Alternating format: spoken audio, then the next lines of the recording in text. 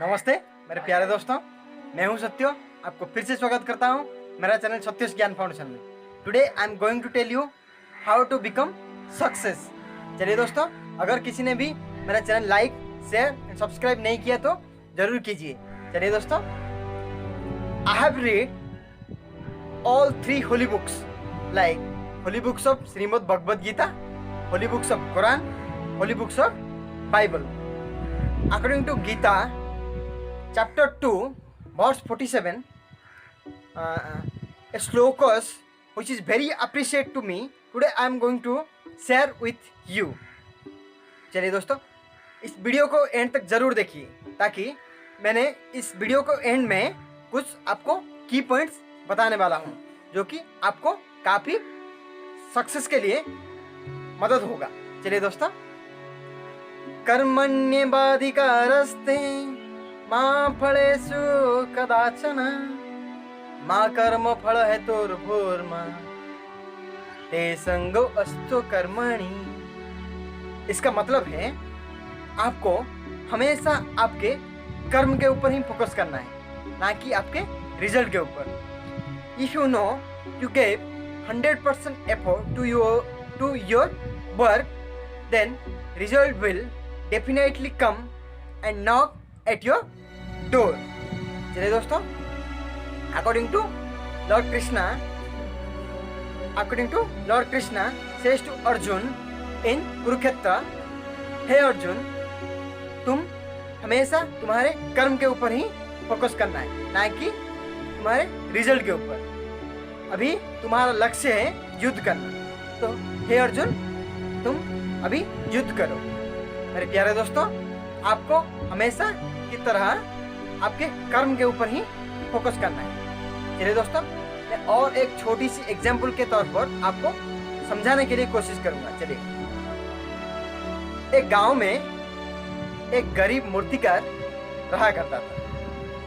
वो काफी खूबसूरत मूर्तियां बनाया करता था। कुछ दिन के बाद उसका एक बेटा हुआ। उस बेटे ने बचपन में ही काफी खूबसूरत मूर्तियां बनाया करता था। उनके बाप ने भी उसको काफी प्रेज करता रहता था और वो ये कहता रहता था कि बेटे, अगले बार इस कमियों को दूर करने के लिए कोशिश करना। बेटे ने भी बाप के सलाह पर अमल करते हुए उस कमियों को दूर करने के लिए हमेशा कोशिश करता रहता था। उसी कमियों को बार बार सुधारने के वजह से उस बेटे के मूर्तियां बाप से भी अच्छे होने लगे। लोगों ने भी उनकी बेटे का मूर्तियों को ज़्यादा कीमत देकर खरीदने लगे, बल्कि अपने बाप की मूर्तियां पहले जैसे कीमत पर ही बिकती थी। अभी बेटे को बाप की सलाह अच्छा नहीं लगता था। एक दिन उनके पिताजी ने उसके मूर्तियों के गलतियों निकालते रहते थे। उनका बेटा ने ये कहा, आप जैसे कहते हैं ऐसे ही बड़े मूर्तिकार हैं। अगर आप इतने बड़े मूर्तिकार हैं तो आपकी मूर्तियां इतने कम कीमत पर कैसे बिकती है? तो उनके पिताजी ने कुछ भी नहीं कहा और उनके बेटे ने कहा, आप अभी से मुझे सलाह मत दीजिए, आई एम परफेक्ट। तो उनके पिताजी ने उसी दिन से उनके बेटे को कुछ भी नहीं कहा। ऐसे 2-3 महीना और कुछ महीने तक उनके बेटे ने खूब शांति से गुजरे और कुछ महीने के बाद उन्होंने नोटिस की कि उनकी मूर्तियां पहले जैसे कीमती पर नहीं बिकती है और लोगों ने भी उनके मूर्तियों को ज़्यादा कीमती देकर नहीं खरीदते थे। तो वो काफ़ी हैरान हो गए और फिर से अपने बाप के पास गए और पूछे, पिताजी मेरे मूर्तियाँ पहले जैसे ही कीमत पर नहीं बिकती। तो उनके पिताजी ने कहा, ये बात मुझे अच्छी तरह से मालूम है। तो उनके बेटे ने कहा, तो ये आप जानते थे पहले से? तो उनके पिताजी ने कहा, हाँ। तो बेटे ने कहा, तो मुझे समझाया क्यों नहीं? तो उनके पिताजी ने कहा, क्योंकि तुम समझना नहीं चाहते थे।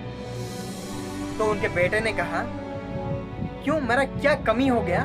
इसी की वजह से मेरा मूर्तियाँ मार्केट में इतने डिमांड कम हो गया। तो उनके पिताजी ने कहा, बेटे सुनो, जब तुम जब मैंने तुम्हारे मूर्तियों में कुछ ना कुछ कमियां निकालता रहता था, तो तुम अनसेटिस्फाइड थे और अपने मूर्तियों को और ज़्यादा बेहतर करने के लिए हमेशा सोचते रहते थे। इसी की वजह से आपकी मूर्तियाँ बहुत ही खूबसूरत लगते थे और लोगों भी आपसे यही उम्मीद रखते थे। पर अभी तुम सेटिस्फाइड बन चुके। अभी इसी की वजह से तुम्हारे मूर्तियाँ पहले जैसे कीमत पर नहीं बिकती है। तो उनके बेटे ने कुछ समय शांत हो गए और उनके पिताजी को पूछने लगे, तो पिताजी अभी मुझे क्या करना है? तो उनके पिताजी ने कहा, हमेशा लाइफ में अनसेटिस्फाइड बनना सीख लो। कभी भी सेटिस्फाइड नहीं बनना है। आपको कुछ भी करो, आप कुछ भी करो, बट सेटिस्फाइड नहीं बनना है। तो हमारे प्यारे दोस्तों, आपको हमेशा की तरह अनसेटिस्फाइड बनना है। What ever you can do, आप हमेशा अनसेटिस्फाइड बनना ही सीख लो, ताकि आपको सक्सेस जरूर मिल ही जाएगा। तो हमारे प्यारे दोस्तों, मैं कुछ आपको इम्पोर्टेंट की पॉइंट्स भी बताने वाला हूँ।